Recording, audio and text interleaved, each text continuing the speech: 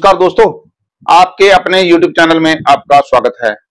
दोस्तों, 2 दिन पहले प्रधानमंत्री नरेंद्र मोदी सीजेआई जो हैं chief justice of India supreme court के, उनके घर में गणेश चतुर्थी पे पूजा करने के लिए गए थे।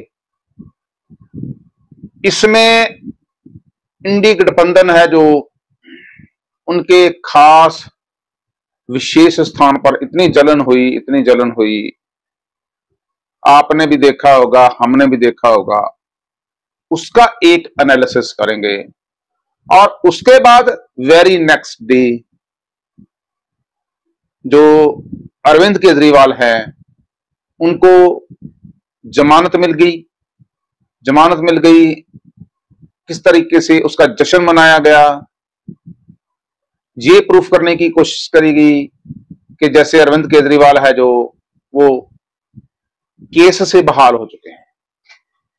हालांकि उनको शर्तिया जो है वो जमानत मिली है, वो भी एक दोहरा रवैया है, हिपोक्रेसी सुप्रीम कोर्ट की। उसके बारे में नेक्स्ट वीडियो में बात करेंगे।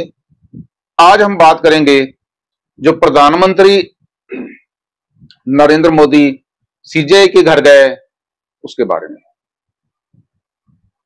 जैसे कि आपको पता ही है, अपोजिशन को तो कोई ना कोई बहाना चाहिए। इनको तो सिर्फ एक चीज दिखनी चाहिए और उसी को लेके पीछे पड़ जाते हैं। जैसे आज तक इंडिपेंडेंस के बाद पहली बार हुआ हो कि सीजेआई और प्रधानमंत्री कभी मिले हों। असल ये जो सब कुछ हो रहा है, इसमें दो मुझे जो है इसके पक्ष जो है ना, दो मतलब चीजें दिखाई दे रही हैं। एक तो ये दिखाई दे रही है कि बीजेपी किसी भी नैरेटिव को काउंटर कर नहीं पा रही है। दूसरा यह है कि बीजेपी किसी भी नैरेटिव को काउंटर करना नहीं चाहती है। उसमें आप जो है वो अलग अलग तरीके से सोचेंगे। एक तो है कि बीजेपी अक्षम है, सक्षमता नहीं है उसमें इस काउंटर को, किसी भी अपोजिशन के काउंटर को, नैरेटिव को काउंटर करने के लिए। मैं कम से कम इस बात से सहमत नहीं हूं। बीजेपी में बहुत काबिल लोग हैं, बहुत सक्षम लोग हैं और जिन्होंने आज तक बहुत सारे इलेक्शन जिताए हैं। मुझे लगता है कि कुछ ना कुछ मजबूरियां तो हैं या एक स्ट्रेटजी है। जैसे अभी आप देख रहे होंगे रशिया यूक्रेन की वार, आप सोचेंगे वो कहां खींच के ले आया, लेकिन यूक्रेन के ऊपर जो रशिया है उसका अबाउट 25% हिस्सा जो है उसके ऊपर कब्जा कर चुका है। लेकिन एक साइड में जो यूक्रेन है उसको अंदर आने की इजाजत दे रहा है। क्या स्ट्रेटजी है पुतिन की, किसी को समझ नहीं आ रही। यूएसए और यूक्रेन भी पजल है इस चीज को लेकर। इसी तरह मुझे लगता है कि ये बीजेपी की एक स्ट्रेटजी है, अपने आप को कमजोर शो करना। वो क्यों है वो बाद में बात करेंगे, लेकिन आज हम जो है वो गणेश चतुर्थी वाले मामले की बात करेंगे। अलग अलग जो लोग हैं वो अलग अलग तरीके से बात कर रहे हैं। प्रधानमंत्री को कोई प्रधानमंत्री कह रहा है, कोई उनको पार्टी का नेता कह रहा है। भाई, प्रधानमंत्री जब प्रधानमंत्री होता है जब वो नॉर्मल में होता है, जब वो पार्टी की रैली करता है तभी वो पार्टी का नेता है। वैसे वो 24/7 जो है वो प्रधानमंत्री है। इसी तरह से जो सीजेआई चंद्रचूड़ है, उसकी अपनी कोई पर्सनल लाइफ भी तो होगी। वो किसको बुलाना चाहेगा, किसको नहीं बुलाना चाहेगा, इस इंडी गठबंधन को पहले परमिशन लेगा। क्या आप सोचते हैं कि परमिशन लेनी चाहिए उसको? ये जो बवाल कट रहा है, कौन कौन बवाल काट रहा है, कौन कौन कौन सी बातें कर रहा है, आगे उसके बारे में डिस्कस करते हैं। सबसे ज्यादा दुख तो मुझे लगता है शिवसेना उद्धव ठाकरे को हुआ है। संजय राउत के बयान आप खुद सुनेंगे,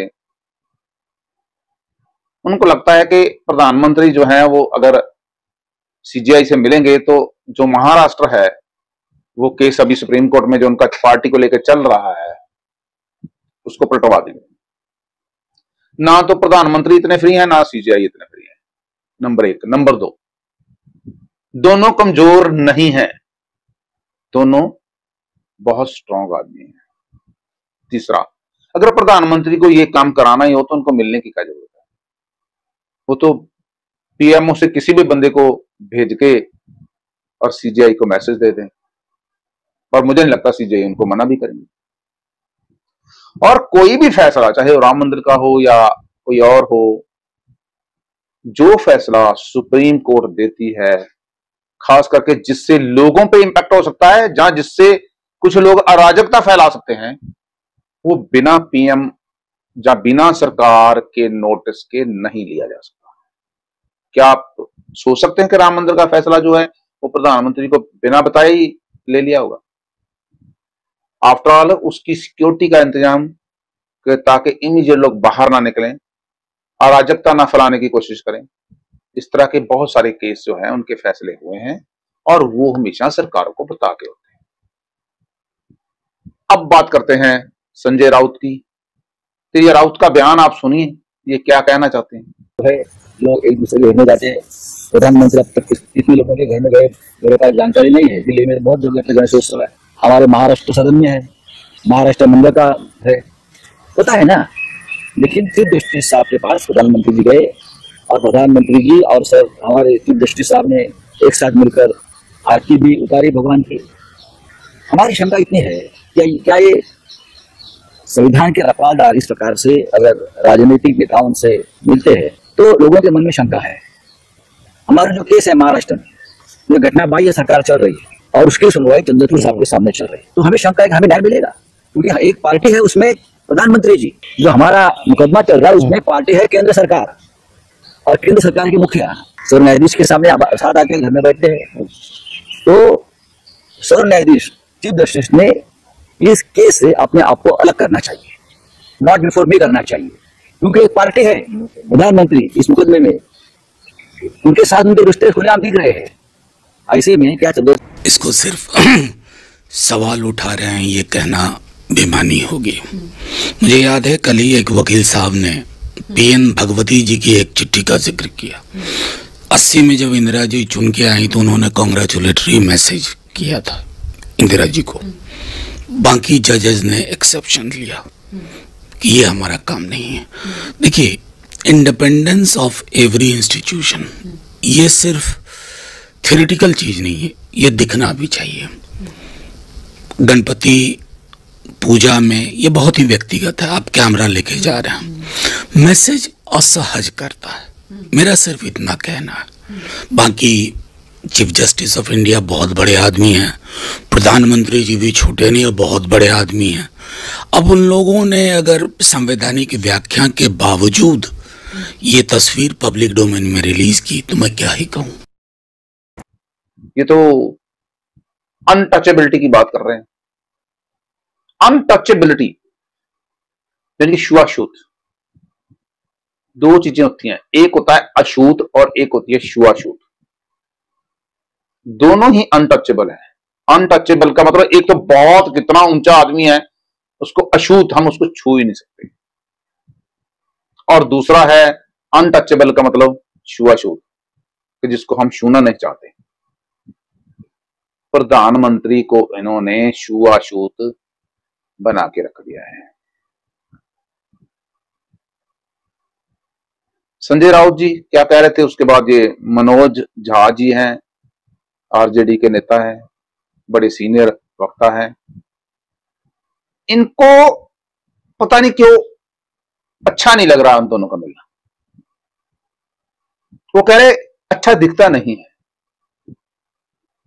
दिखता कोई दो लोग मिलते हैं वो अच्छा नहीं दिखता है क्या? वो सार्वजनिक तौर पर कुछ गलत काम कर रहे हैं? क्या वो सीजेआई एक टेररिस्ट हैं या प्रधानमंत्री एक टेररिस्ट हैं? सीजेआई टेररिस्ट को मिल रहा है या प्रधानमंत्री टेररिस्ट को मिल रहे हैं? या वो ऐसा कोई अनैतिक काम कर रहे हैं? क्या दोनों होमोसेक्सुअल हैं? क्या चुमा चट्टी कर रहे थे या कोई गलत काम कर रहे थे? दो लोग, एक एग्जीक्यूटिव का हेड और एक जो है न्यायालय का हेड, अगर दोनों मिलते हैं तो उसमें बुराई क्या है? लेकिन ये संजय मनोज झा जी जो है, इनको उसमें बुराई दिखाई दिख रही है। सो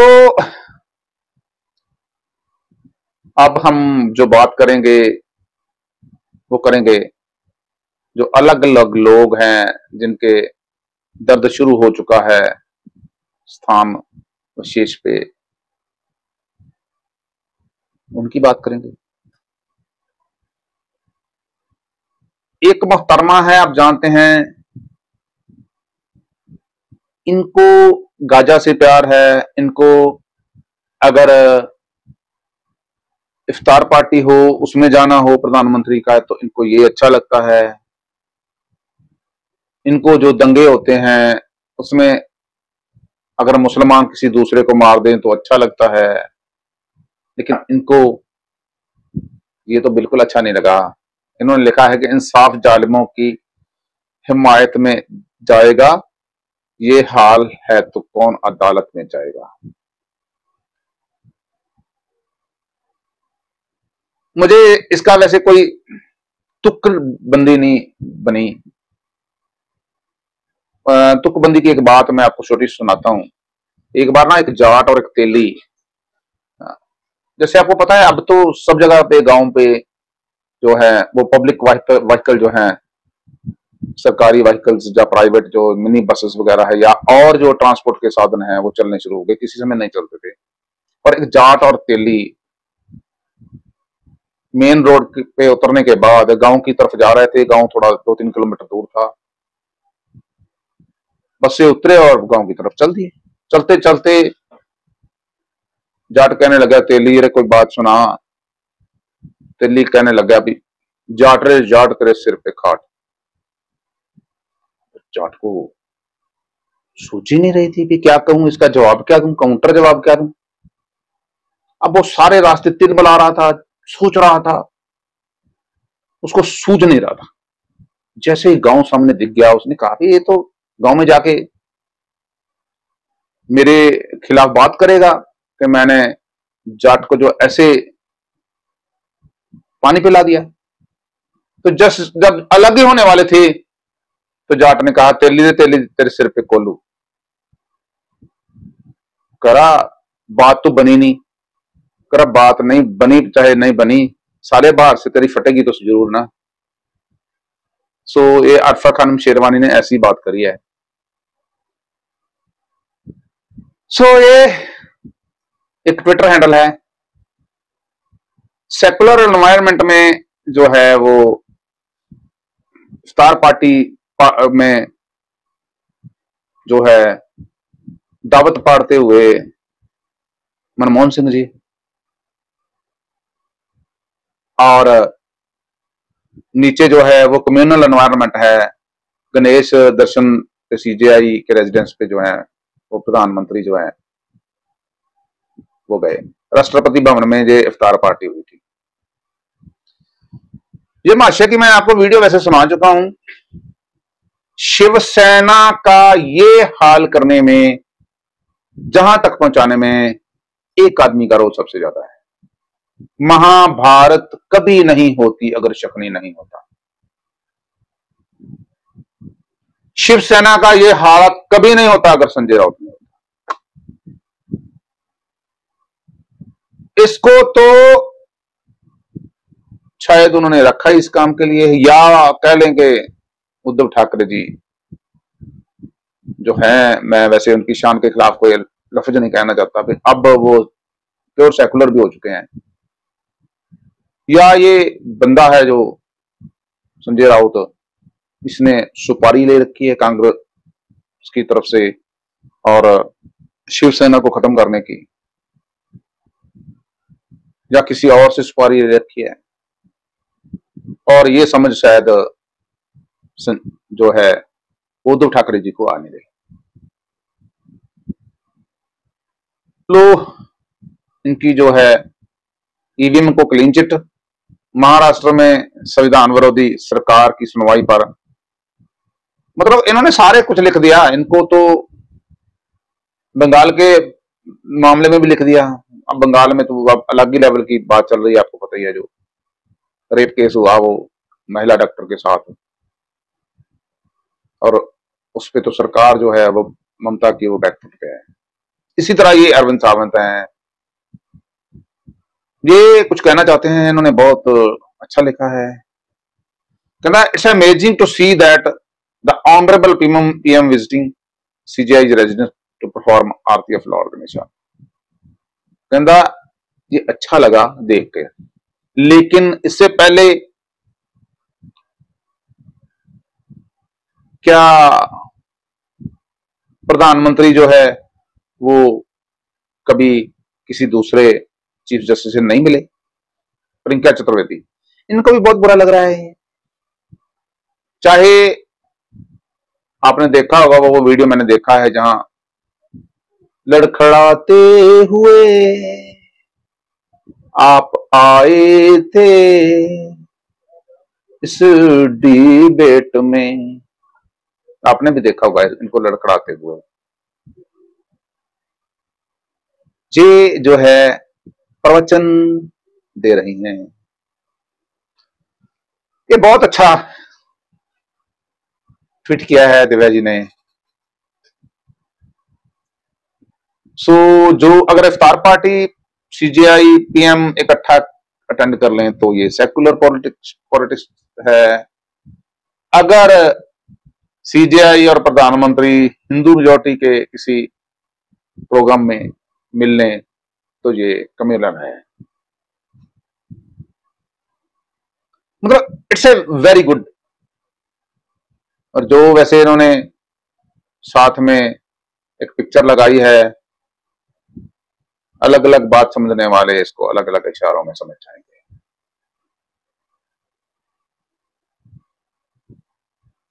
हा हा हा हा। इंदिरा जय सिंह वरिष्ठ वकील हैं, और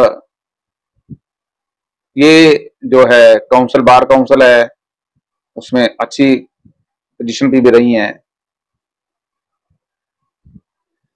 इनको ना मतलब वो चीजें दिखाई दे रही हैं जो शायद किसी को भी दिखाई नहीं देती। इनका एजेंडा ही डिफरेंट है। मतलब क्या क्या सीजीआई के बारे में कह रहे हैं।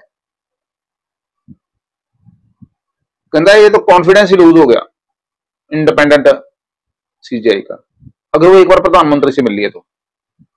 मैंने पहले भी कहा कि अगर प्रधानमंत्री चाहे ना तो सिर्फ मैसेज भिजवा दे, और सीजीआई किसी भी काम के लिए मना नहीं करेंगे। असल में इनकी प्रॉब्लम है, इनको प्रॉब्लम सिर्फ ये है कि अगर यही प्रधानमंत्री गए होते किसी इफ्तार पार्टी में और इनको बहुत अच्छा लगता, बस इनको हिंदुओं के त्योहारों से प्रॉब्लम है।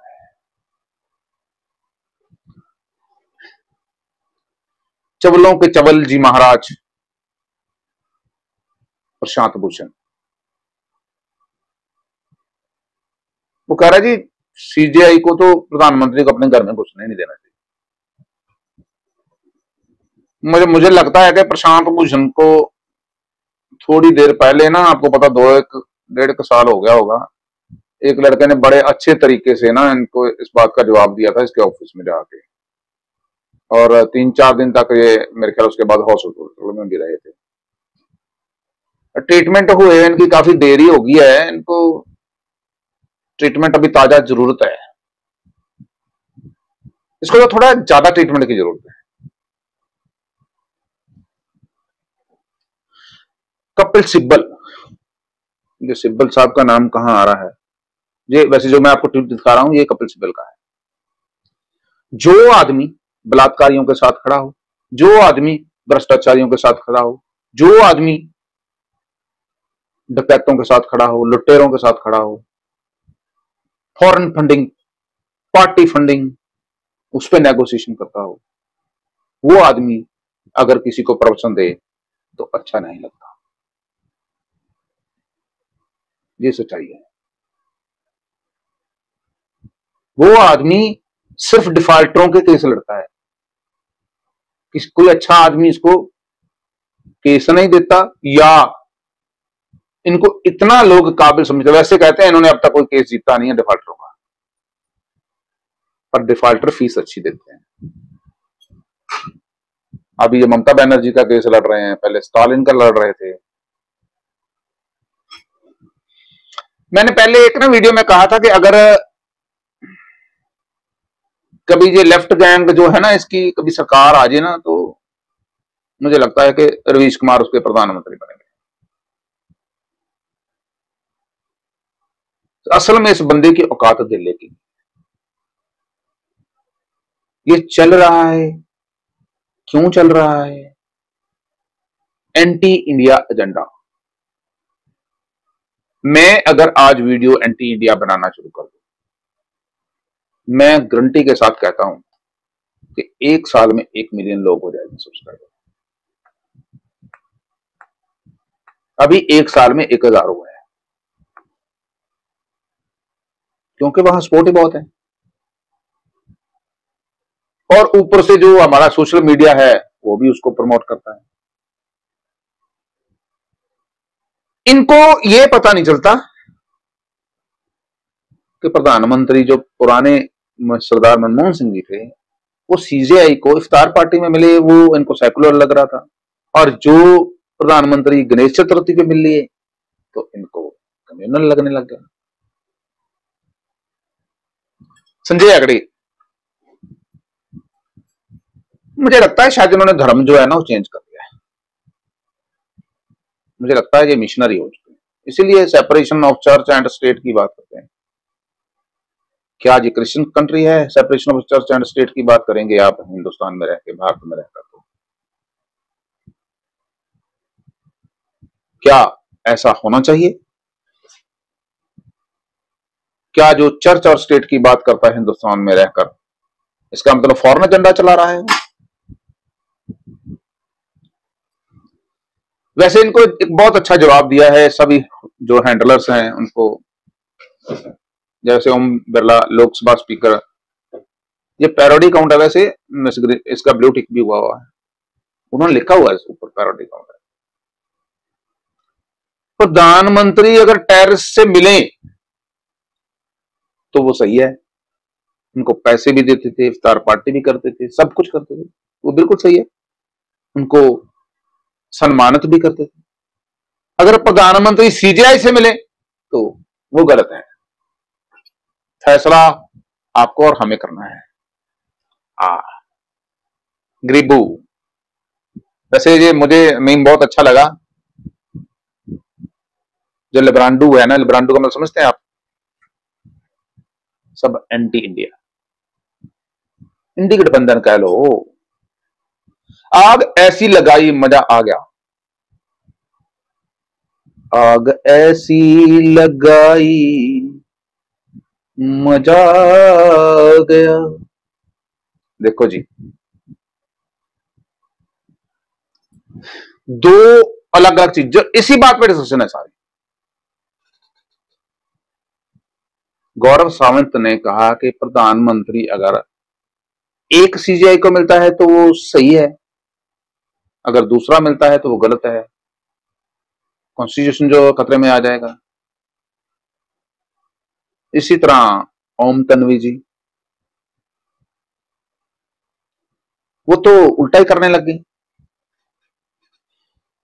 कि अगर प्रधानमंत्री इफ्तार पार्टी में जाएगा सीजीआई को मिलेगा तो वो सही है, लेकिन अगर प्रधानमंत्री गणेश चतुर्थी पे जाएगा और सीजीआई को मिलेगा तो वो गलत है। दोस्तों, ये सारा जो एनालिसिस है, ये सारे लिब्रांडुओं के ट्वीट्स हैं, इन सबको आपको दिखाने का मेरा मतलब है। मतलब सिर्फ ये है, और इन सबको ये लगता है कि अगर प्रधानमंत्री जो है वो इफ्तार पार्टी में जाएगा, जहां मुसलमानों के किसी प्रोग्राम में जाएगा, या चर्च में जाएगा तो वो सही है। अगर वो मंदिर जाएगा या किसी हिंदुओं के धार्मिक स्थान पे चला जाएगा या हिंदुओं के किसी पर्व में चला जाएगा तो वो गलत है। सीजीआई राम मंदिर गए थे, तब भी इनके पूरी लगी पड़ी थी। मुझे लगता है कि थोड़ा सरकार को भी ना आग बुझाने की जरूरत है। फायर ब्रिगेड सर्विस कम है बात में, इतनी आग लगी पड़ी है, उस हिसाब से सरकार फायर ब्रिगेड का इंतजाम नहीं कर रही। तो दोस्तों, क्योंकि मैंने केजरीवाल की भी बात को आपको बताई, very next day Kejriwal free हो गई, फिर जो है वो संविधान खतरे से बाहर निकल गया। अगर फैसला मेरे मुताबिक आ गया तो संविधान खतरे से बाहर, अगर नहीं आया तो संविधान खतरे में। ये कब तक चलेगा? इसमें कमजोरी हिंदुओं की भी है। हमने 70 साल में कोई नैरेटिव बनाने की कोशिश ही नहीं करी, कोई ऐसी संस्था खड़ी करने की कोशिश ही नहीं करी जो इन सारी बातों को काउंटर कर सके। मैं अपने मंच से ये अनाउंस करता हूं कि अगर कोई ऐसी संस्था जो इनको काउंटर करने के लिए सामने आएगी तो आई विल सपोर्ट। जितनी फाइनेंशियली कर सकूंगा वो भी, फिजिकली भी करूंगा, मोरली भी करूंगा, हर तरह की सपोर्ट करूंगा। दोस्तों, आप इन सब के बारे में क्या सोचते हैं? कमेंट सेक्शन में जरूर बताइएगा। बहुत जल्दी हम नेक्स्ट वीडियो में आ रहे हैं, तब तक के लिए जय हिंद, वंदे मातरम, भारत माता की जय और जय श्री राम।